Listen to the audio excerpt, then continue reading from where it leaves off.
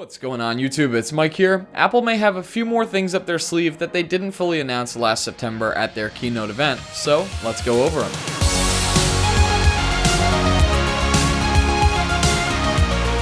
So right now it's up in the air that there is an event rumored for March 14th to come from Apple where they will announce and eventually release just a few more products that they didn't after their gigantic keynote back in September 2015, where they announced the iPhone 6s and 6s Plus, the new Apple TV 4, as well as the iPad Pro and iPad Mini 4, and a whole bunch of new watch bands and even sport cases. This time around, we have kind of the same thing going, with the main subject being the iPad Air 3. So the iPad Air 2 was not updated this September. The iPad Mini and of course the new iPad Pro line came into play, and the iPad Mini was updated, so it's about time that the iPad Air gets an update. Now this iPad Air 3 update is supposed to feature an all new flash on the back for the rear facing camera for better quality photos, as well as dual speaker grids on the top and bottom similar to the iPad Pro to improve the sound quality and pair it up with the iPad Pro quality as well. Apple has also been testing different versions of the regular sized iPad Air to actually be used with the Apple Pencil, which is currently limited only to the iPad Pro, so this would be interesting to see. I myself still see no reason to go out and buy a $100 stylus. Earlier this week at Apple's quarterly earnings call, they did announce that iPad sales have dropped, so the fact that they didn't update the iPad Air just yet could be a contributing factor. I don't know if it would certainly rescue the iPad line, because at this point, what the heck is going to,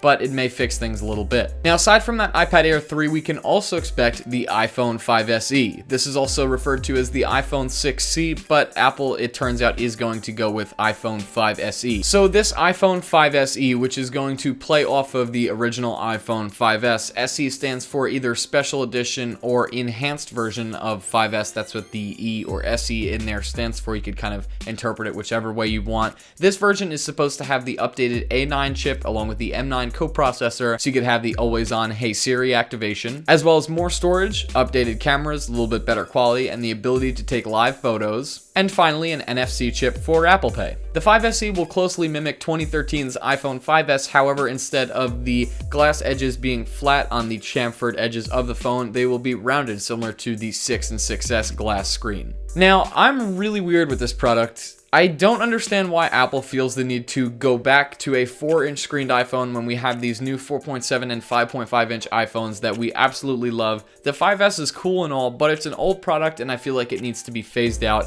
and we need to move on from it. As smartphone markets move into bigger screen phones, I don't see why Apple would spend so much money and time updating such an old phone. It just doesn't make sense to me. I mean, have you ever used one of the bigger iPhones and then gone back to one of the smaller 4-inch ones? It seems and feels ridiculous. I'm kind of concerned that Apple is doing this because it makes it look like they're taking their attention away from updating future products and making things better and focusing on older products and improving those, when it just doesn't seem like that's the direction they should go in. And of course, what you're all wondering, the Apple Watch. Now, right around the time of this supposed event last year, it was the event that was bringing everything together for final roundup about the Apple Watch, everything that we needed to know. But here we are over a year and a half later since the original Apple Watch was announced, and nearly a year since it was released, so you'd expect a new Apple Watch possibly to be announced. However, that's not supposed to even be the case, and instead we're only going to get some new sport color bands, some new Hermes band options, a black Milanese loop, and possibly an additional band line made out of new material. And instead, the new watch probably won't be announced until the fall. So it looks like Apple, for now at least, is going to stick with introducing new watches every 2 years, if this is the case. I'm kind of disappointed because I did want to see Apple unleash and possibly eventually release sometime in either March or April the Apple Watch 2,